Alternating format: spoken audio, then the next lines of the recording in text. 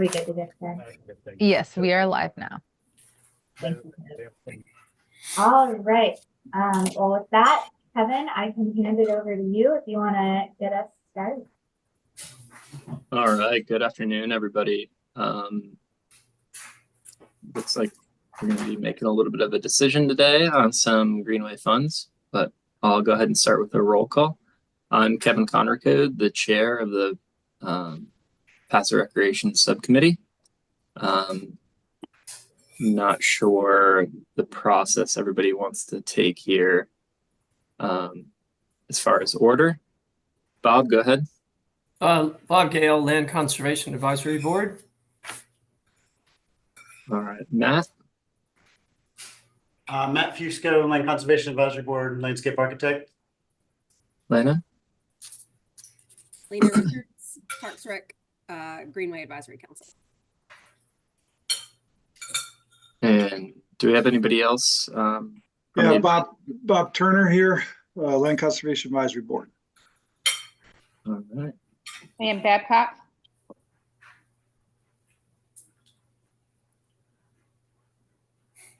I'm sorry for the staff. I'm Jill Carter. I am the secretary for the subcommittee on the open space zone project. Jill, you're a little muffled. I don't know if there might be something on your speaker. Yeah, let me try and switch to a different speaker and see if that helps. Any better? That's better. Sure. Okay, sorry. My home dock is not cooperating today, but I'll also talk really loud. I'm Jennifer Harrison, the Ag and Land Resources Director for Buncombe County.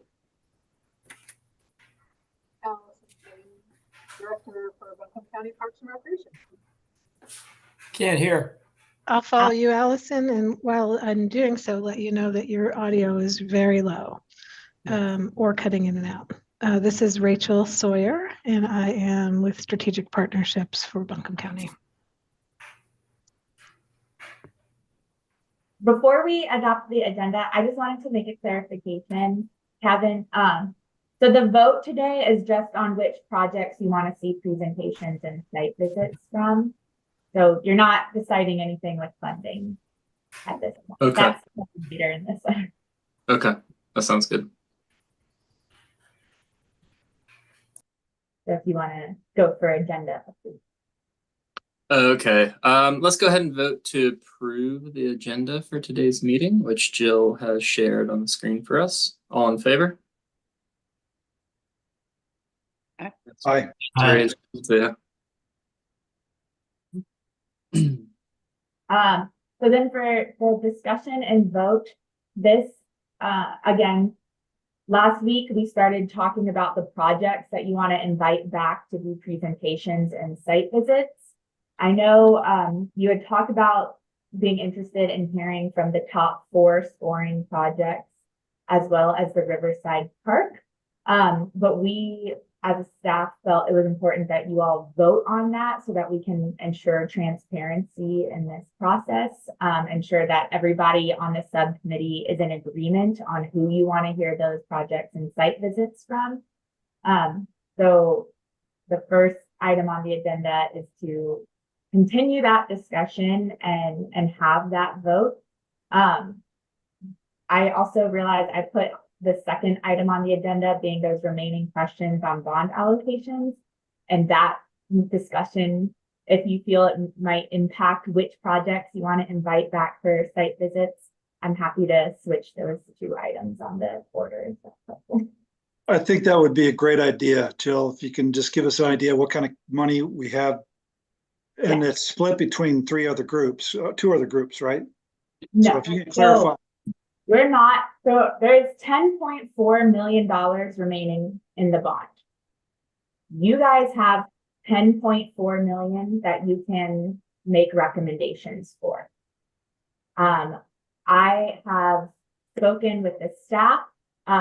There are not additional greenways in the DOT's process that are likely to come up in the timeline of the bond.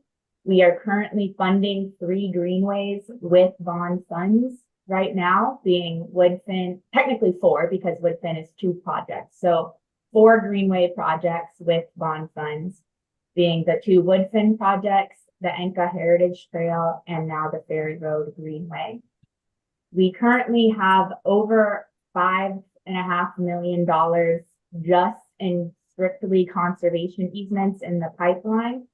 And then many of the passive rec projects, both the 2 that, well, Ferry Road and Beaverview are kind of overlapping projects, but those both include conservation easement components. And many of these passive recreation projects that came forward in this application window also include conservation easements. So all that said is we are not separating out the total bond funding to be X amount for greenways, X amount for conservation easements, and X amount for passive recreation. All of these projects overlap all 3 of those categories. And so there's really just not a clear way to delineate that. So all that said, you guys have up to $10.4 million that you can recommend to use. If you don't have to recommend full $10.4 million, but you have up to that to play with. But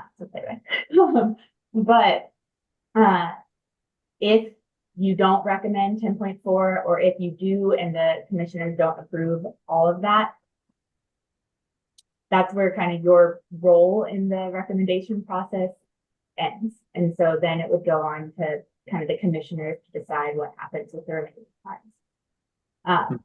So yeah. Point is, So- you have $4 million that you can recommend. So LCAP won't be getting any further requests through their side on these So bonds. else in the Ag Advisory Board combined, you guys have like another $5 million of projects that are coming before your committee over the next year or so. So that 5.2 million that was in that presentation I shared last week, those projects are still coming before you for formal vote and approval before they would go before the commissioners. Now, if you all end up, not using the full $10.4 million, again, the commissioners could decide that they want some of that to go towards conservation easements, or they want some of that to go towards something else, but that's kind of up for the commissioners. And on the Greenway side, you're saying that there are no projects, because originally it was floated that after the Inca Greenway and the Woodfin Greenway, that there would be a secondary application window. And basically what you're saying is within the constraints, the time constraints put on the bond funds, that it's not workable to have a second application window. So it is our understanding as the staff that there are no current Greenway projects out there that are on the STIP that would really work within that timeline of the bond. So the STIP is the Metropolitan Planning Organization's way of prioritizing transportation projects and how they want to work, basically fund those and make them happen with the DOT. So there's no greenways other than the 3 that are currently kind of funded already that are set to come forward within that timeline. Now, that said, there are a number of the passive recreation projects that you guys are reviewing that also include potential future greenway components. So those could be another way of like projects that support greenways getting funding. But my understanding it's there are not any other like official greenway projects in the STIP that would really fit within the timeline. so essentially we have enough projects in front of us to fully utilize bond funds.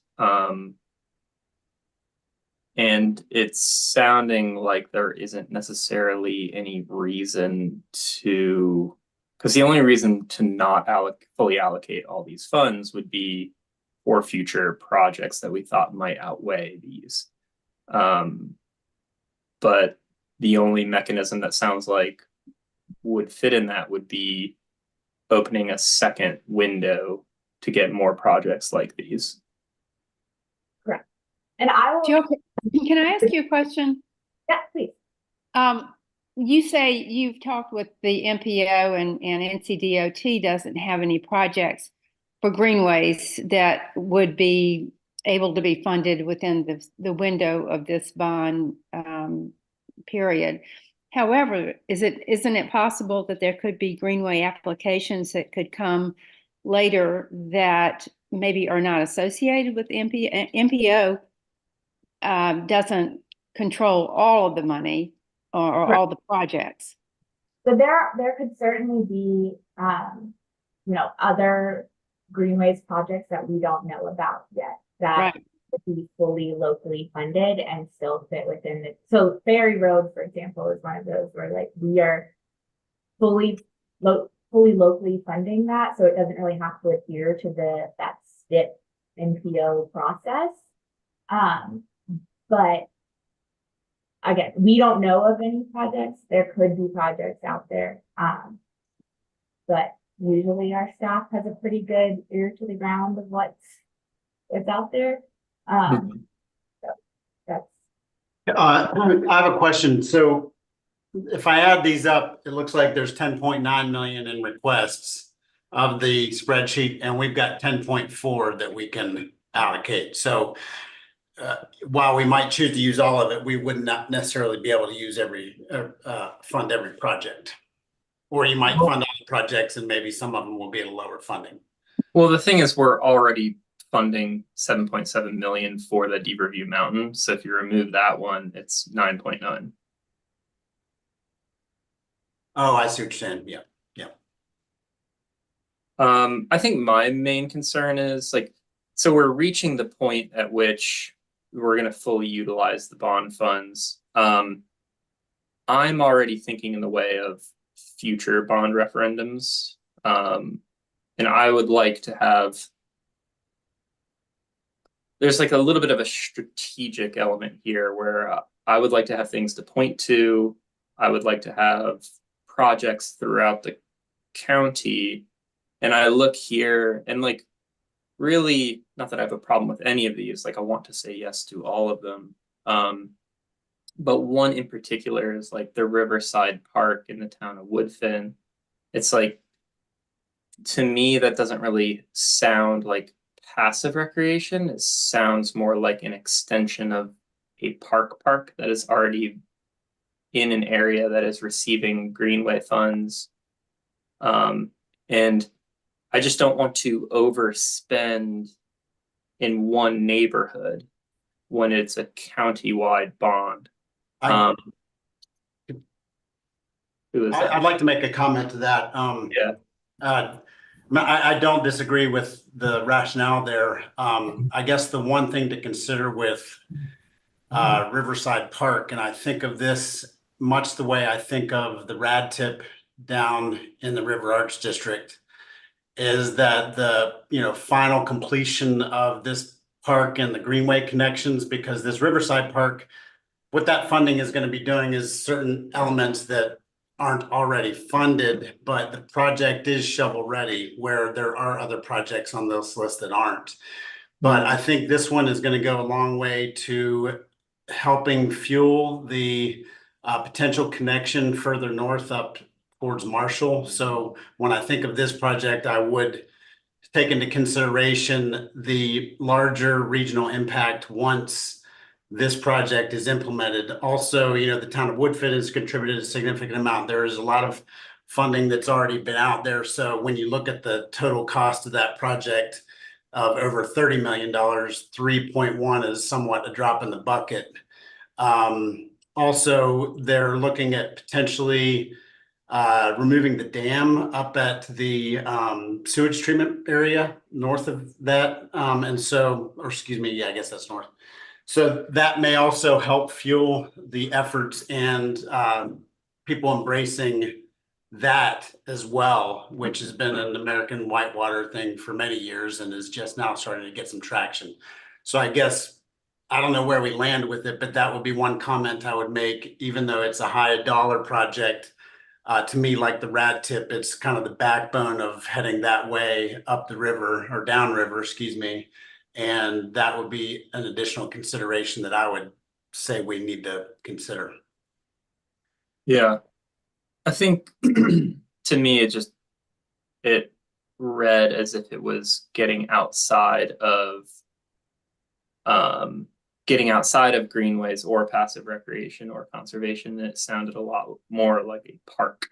Not that there's anything wrong with that, but the bond itself was the spirit of it. I don't know what like legal obligations we had, but it sounded more like greenway and passive recreation and conservation. Yeah, I guess we can continue with just going through these projects and seeing who we want to hear more from. A lot of my concerns were kind of the overall project cost. And I was basing that concern on the fact of like everyone I speak to about these bond funds, their primary concern they raise to me is always greenways. And so I wanted to kind of like convey that through my judgment here and lean towards bringing more greenways. But if the greenway projects that we want to strive for are going to fall outside the time constraints, then a lot of my concerns on these particular projects are diminished. And then therefore, if we're going to fund these more fully, then I almost need to hear less from the individuals, if that makes sense. That's a good point, Kevin. Let me interject one question too in this conversation. So, did I hear that the Deaverview project, or they're requesting $1 million from us, but someone just mentioned that that's already been allocated as part of the larger, or is this in addition to the 7 million or whatever they're requesting elsewhere? I'm not sure I'm clear on that. And then Jill, if you can also answer in rough terms, what portion of money that's allocated now is actually toward conservation versus greenways and passive rec? Have you put those numbers down on paper? My concern is there's so much of this before us right now is all improvements. There's a 3 acquisition projects in here, and I just want to see if we're finding a balance here already of, conservation versus greenways versus passive rec. Do you know how the money's split up already? Yeah. So currently the breakdown is there is roughly 5.5 million of what's already been allocated is strictly conservation easements. About 5 million is greenways. And then the remaining like 9 million is it's 10.7 million total was for the Deaverview and Ferry Road allocations that happened last week. Now, part of the 3 million that was allocated for Ferry Road is going towards the greenway on Ferry Road. So that's part of that 5 million total for greenways. And then both Ferry Road and Deaverview include conservation easements. So Ferry Road will have about 70 acres under conservation easement. And then Deaverview will have about 340 acres under conservation easement. So those two are harder to break down because they're not strictly passive rec or strictly greenways. They're also conservation easements. So that 5.5 that's strictly for conservation easement is a little bit higher if you include those 2 projects in it as well. With relation to your Deaverview question, so last week, the commissioners voted to allocate $7.7 million towards Deaverview Mountain and the development of the park there. This $1 million that Southern App has requested in your application process is strictly to go, their application is for acquisition funds. So if you were to recommend that and the commissioners were to approve it, that would be on top of the 7.7 million that the commissioners allocated last week. So we have 10.9 in request and 10.4 available, basically, then is what you're confirming. Right. Good. Can I make a comment here regarding Kevin's concern about the greenways? And I'm certainly an advocate for greenways. But I'd also like to point out that of these 11 applications, 5 of them actually have a greenway component to them. So we are, in some sense, funding greenways with this passive recreation cycle. And those would be the Balsam Gardens request, the Ridgecrest Connector, Riverside Park, Hominy Creek Greenway, and Hall Creek Greenway. So there are 5 applications, Kevin, that do include greenways in addition to other conservation and passive recreation requests. Yeah, I think. Yeah, I agree with that. My concern was just kind of allocating a lot of money to just that Woodfin corridor and kind of, but if we fund all of these, then I think that would satiate some of that concern.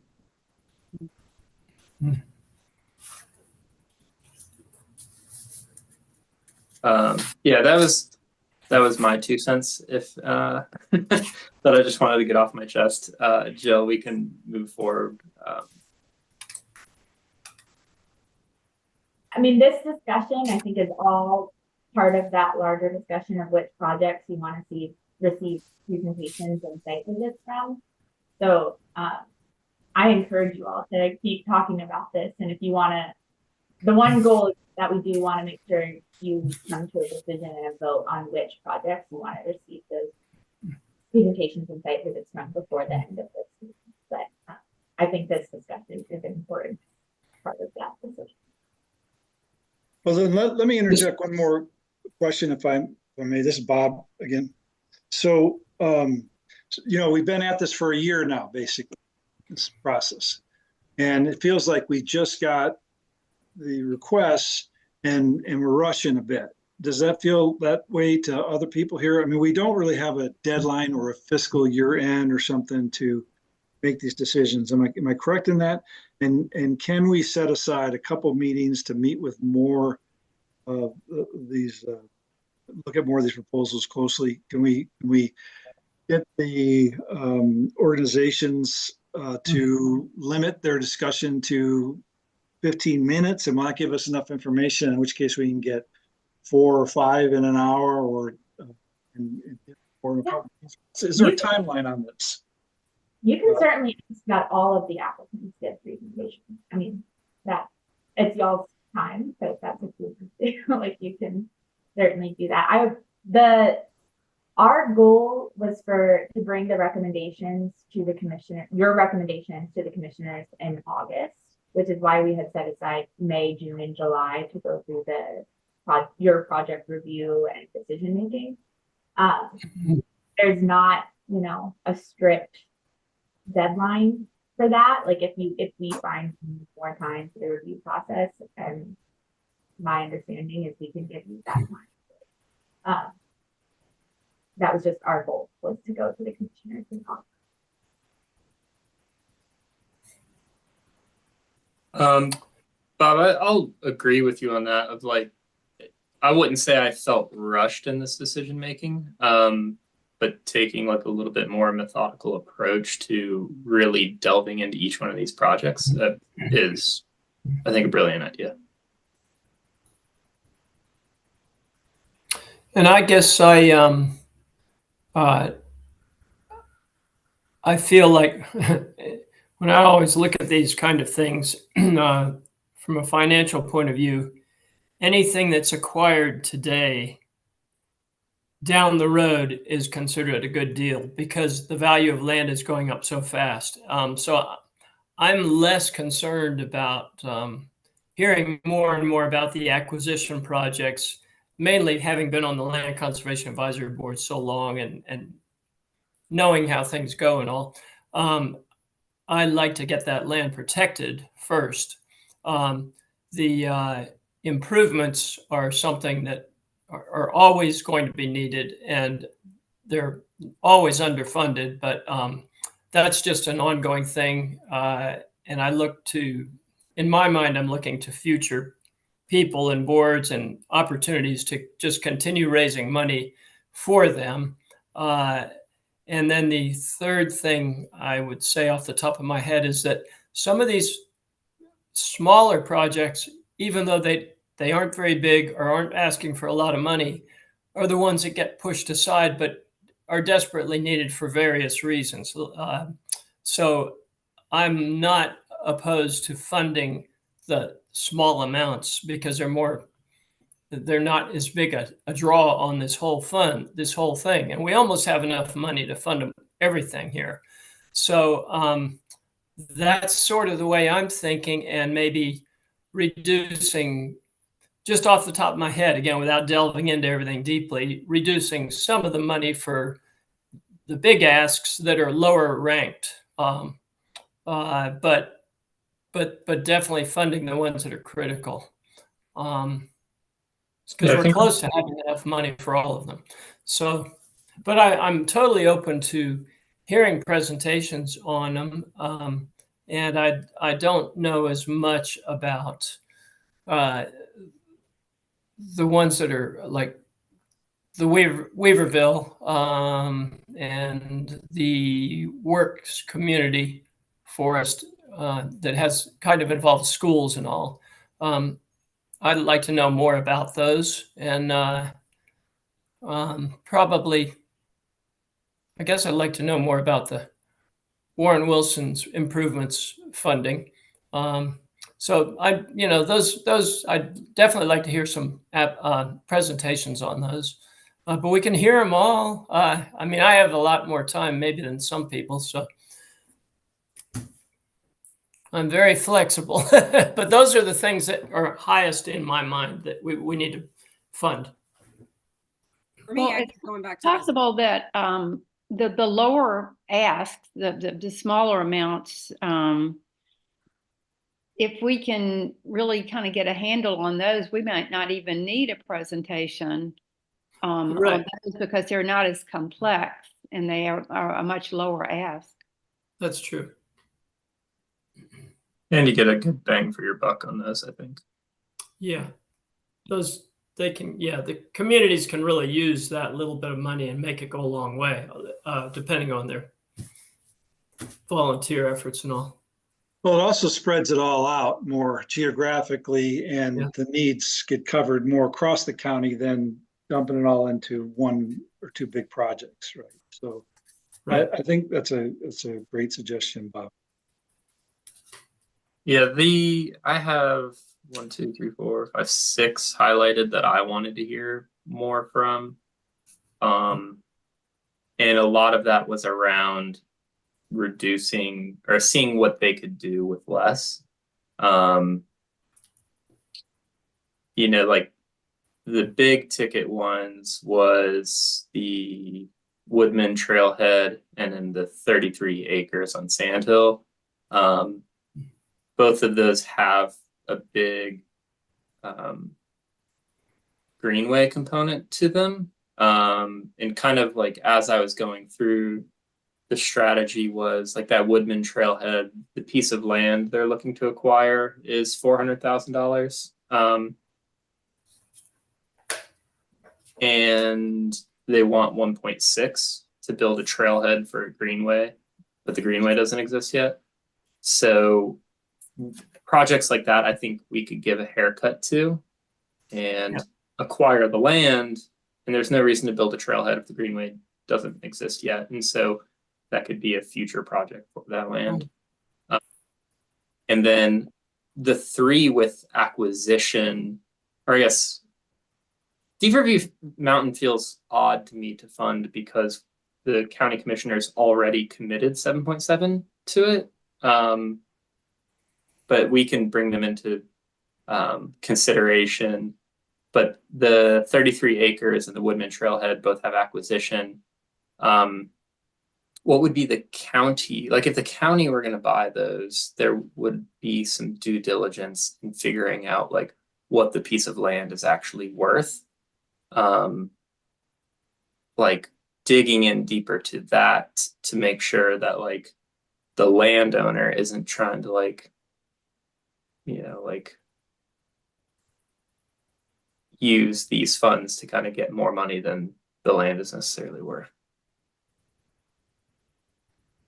That's a good point, Kevin. Those projects that come through organizations like Southern App, they've got a years-long process where they're vetting these people and a lot of negotiation and how much the landowner is going to give towards that conservation easement, how much they can give. It's an in-depth process, and it's a good point to say we don't know what process went behind some of the other acquisition product. It would be good to know, you know, where they determined that dollar amount that they need and the cost for build out. I mean, I assume that somebody on staff reviewed those numbers before they recommended them, you know, but the cost for improvements for just trails just always surprises me how much it is. Yeah.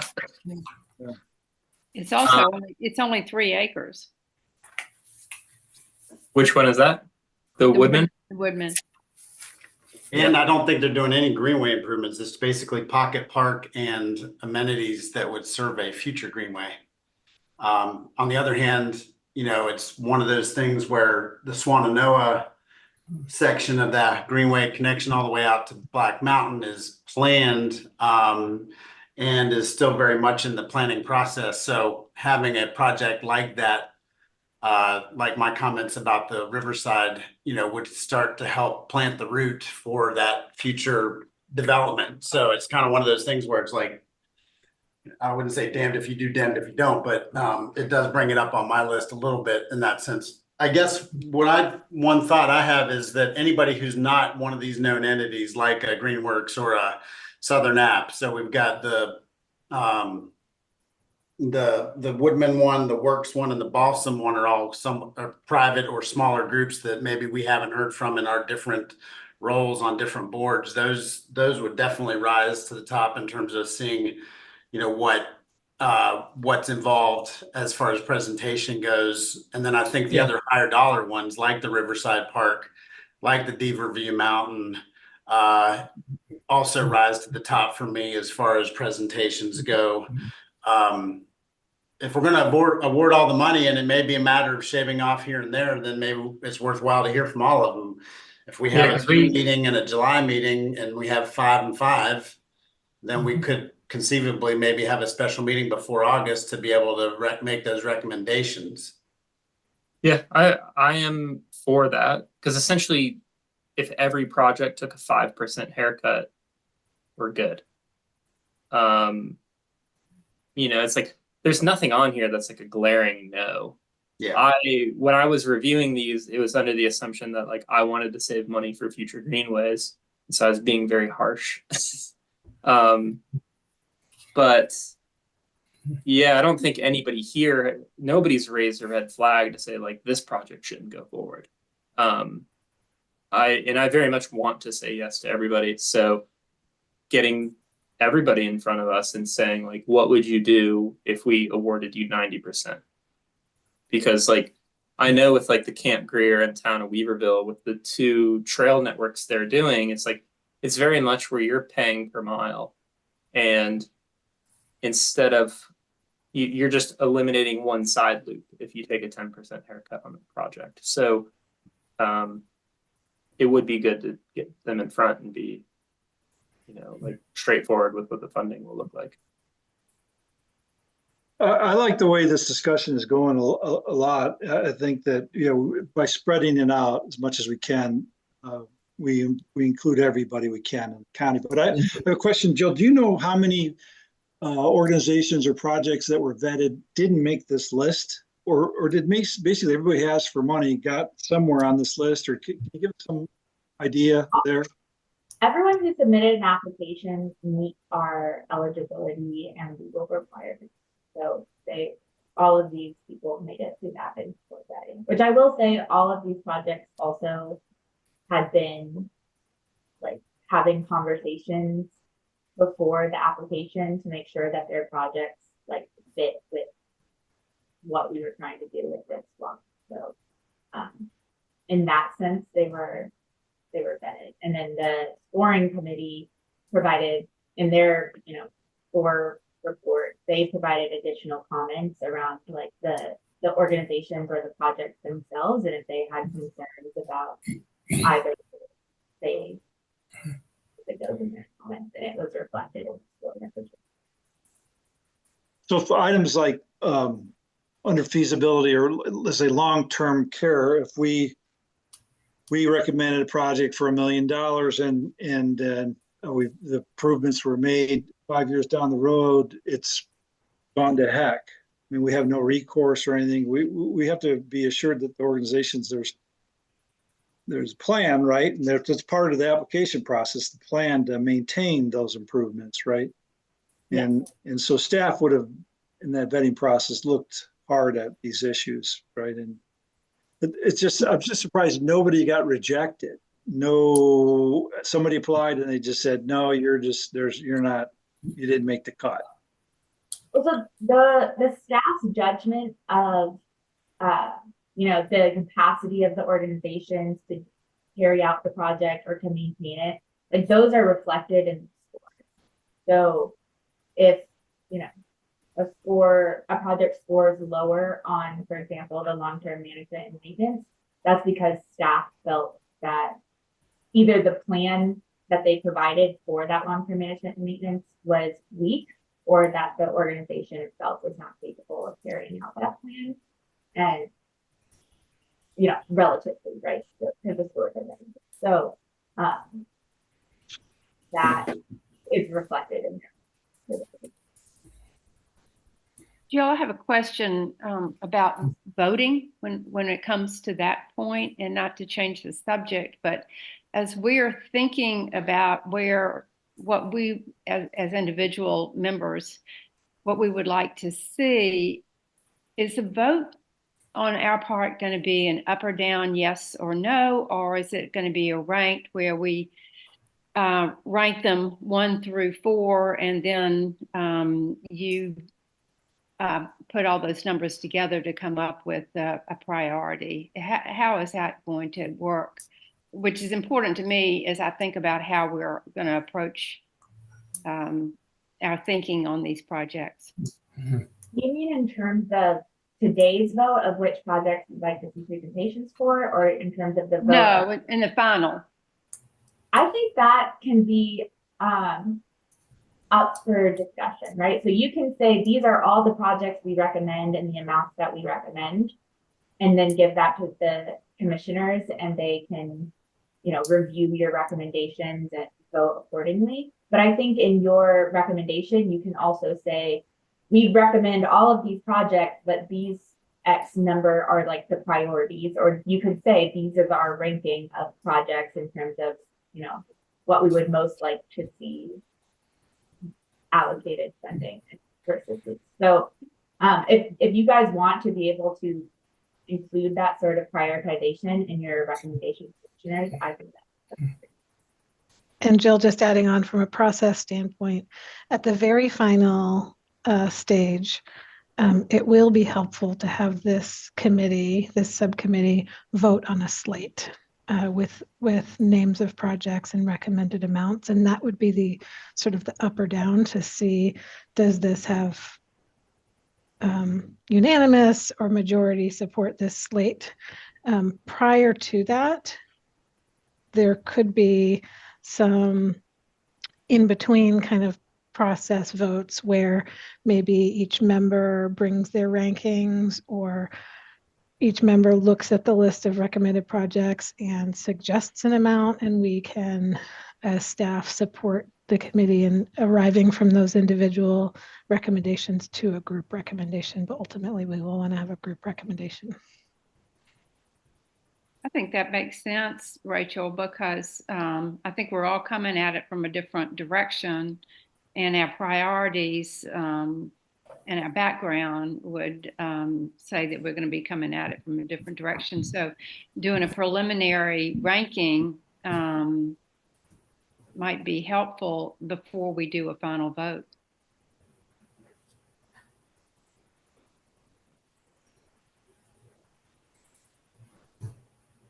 So back to the presentations, I'm just going to repeat the caution I said last meeting. Knowing how discussions go, if we hear people giving a 10-minute presentation, we have the tendency to draw that into a 20-minute presentation. I don't know if we can fit 5 presentations into one meeting. We might have to have 3 meetings to fit them all in. Just maybe not, but I just know we spend a lot of time getting off on something and then we don't get back to where we're going. So but I'm willing to have an extra meeting. But we currently have 2 dates already set aside strictly for presentations, and those are the 2 dates in June. I can look to adding a 3rd date if you guys do want to hear presentations from all of them. Well, how about this? Is everybody's schedule flexible enough to have an hour-and-a-half meeting from 12 to 1:30, say? Extend the meeting a little bit? Would that complicate anybody's schedule too much to do this since we're already together? Any thoughts on that? I'm flexible enough as well to add a half an hour to a meeting if others are. If I have That'll give enough us- advance notice, I should be able to make it work. And Yeah. I can extend those June dates. And to the point of that June meeting, on that one, I will be out of town. So Matt, are you comfortable chairing that one? It's in 3 weeks.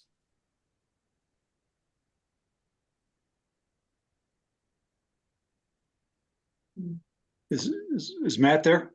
Yeah, I'm here. I'm just checking my calendar. I mean, I may be able to tune in, but I'm not sure if I'll be able to Yeah, currently I'm available that day and I don't have any conflicts, so I could knock out an additional half hour on that one if we need to, yeah. And these would be virtual Zoom meetings, right? That's what I was gonna confirm. You all expressed interest previously in having these presentation meetings being virtual. Is that still? Yes, I think that's Yeah. great. sure. Yeah.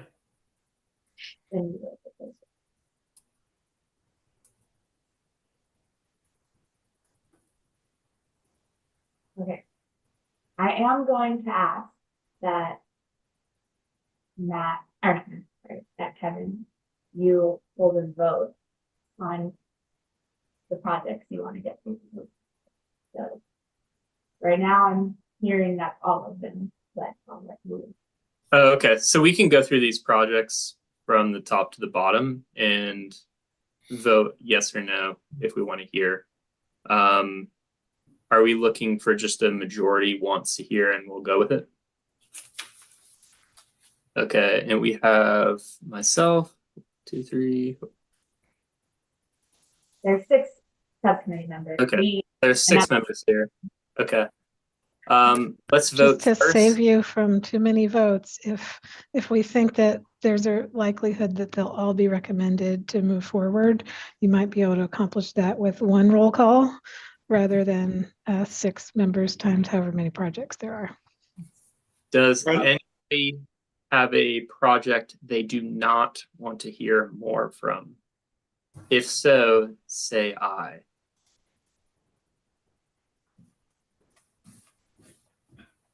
Okay, it sounds like everybody wants to hear from all projects. Well, if we can do it in a couple of meetings and we limit maybe the bigger ones to 15 minutes and the smaller ones to just 10 minutes, and we are conscious of a timeline that we've got an hour and a half to get through 5 or 6, we may be able to do that, I think. And then we've done our due diligence across the board. If we are going to award even $100,000, we've done our due diligence on our end. Yeah, So- I like the idea of the big ones at 15 minutes and the smaller ones at 10 minutes. Yeah, that sounds good. And we also have to be conscious of not making the question and answer period too long too. Right. We can put a time limit. Right, so for the first four would take up an hour theoretically, and then if we had the fifth one, Warren Wilson, that might be, 10 minutes, and that gives us some kind of buffer of about 15, 20 minutes to run over if we had to on some. That would knock out the first five, right? And then the last day would be 6. And there, if we kept them to 10 minutes, that still gives us a half an hour buffer if we ran over in some way. That makes sense to others? Break it up 5 and 6. Is that good? I think that's too many at one time. I mean, I think our brains are going to get mushy by the end of the last one. I would prefer to do it over 3 meetings.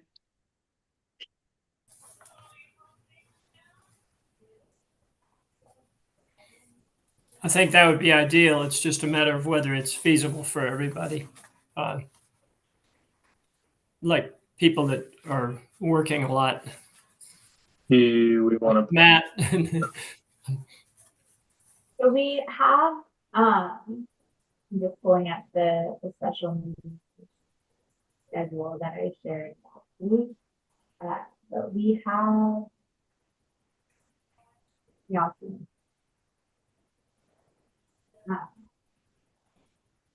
we currently had June 18th and 25th set aside for presentation. For the site visits, since it's less likely to be that they're all on one day and they're more spread out based on y'all's availability and the applicant's availability, we could use one of the July meetings for presentations as well if we want to do 3. Personally, I'm like a site visit would certainly be fun, but given the majority of our board members are busy, to me, I'm more interested in talking with the organization people.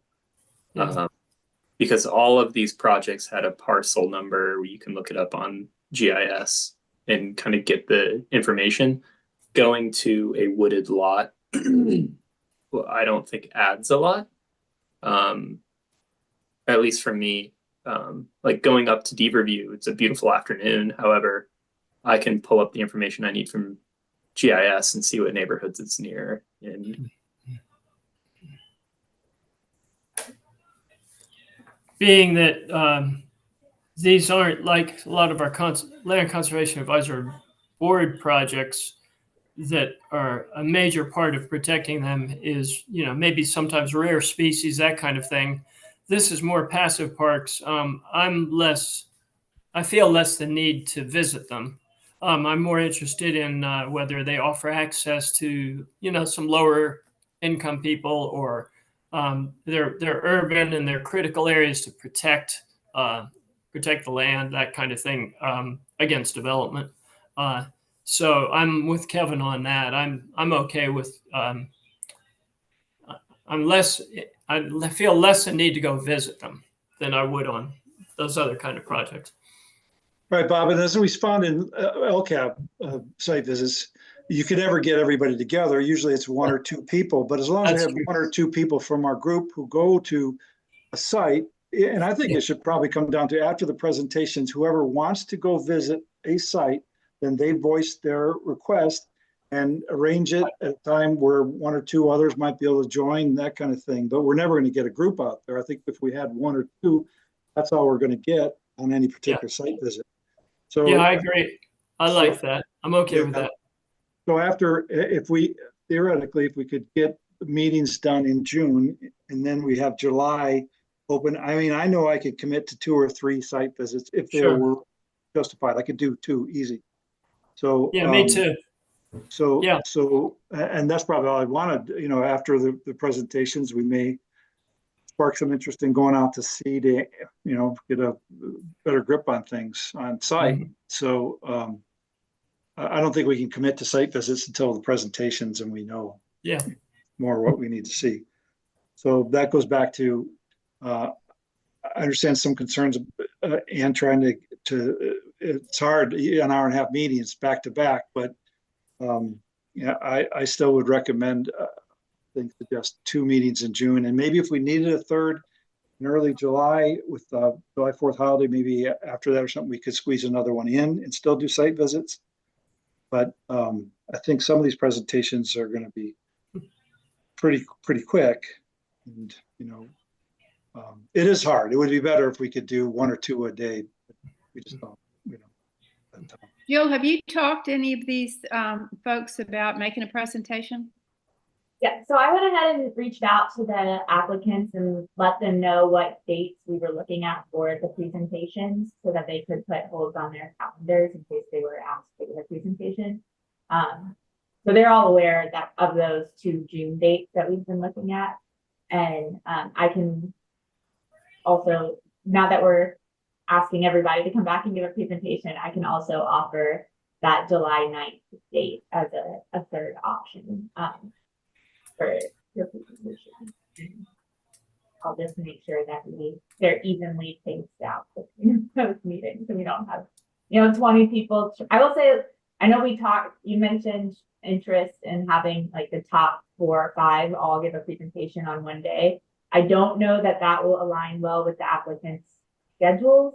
For example, like one of those top 5 applicants might be available one day and one might be available another day. So I don't think I think leaving them some flexibility, so based on those 3 available meeting days, will work best for the applicants, but I will make sure that they are evenly spread out. We don't have, 10 presentations one day and 1 presentation. Yeah, it might actually be better, Jill, to have 3 big ones and 2 small ones, just from capacity, and then do 3 big ones and 3 small ones next day, something like that. It might be better to break it up. Would actually give us a little more time for the big ones if we needed it. Yeah, I think that's true. We can definitely do that. And are you comfortable with this? Are you okay with trying to get them all done in 2 now? Do you think you could agree to that, or? Me? Yeah. Yeah, I'm just afraid that by the end, my eyes are going to be rolling back in my head. I hope I can do it. We can go with the first date and try and get 4 or 5 app presentations in that first day, and if it feels like it's too much for one meeting, then we can always course correct and add a third day. Yeah, absolutely. It's a good idea. We'll see. We'll learn on the first one. So should we just vote then on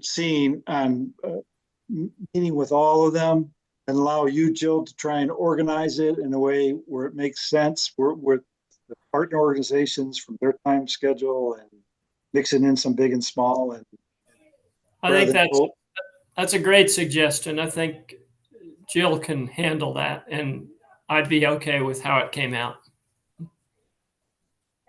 All right. So all in favor of meeting with all applicants over 2 meetings, say aye. Aye. Aye. All opposed? None. All right. Jill, there's your directive. You're gonna get my schedule and all right. Well, we discussed our 2 main agenda items. I do want to check with Catalina. Do we have anyone for public comment? No, we don't. Then I can throw it back to you, Kevin, for. All right. Are we just adjourning the meeting? Unless there's anything else we need to get off our desk for. I think I've said the piece. All right. Everybody else have a good day. All right. Thanks, Kevin. Bye.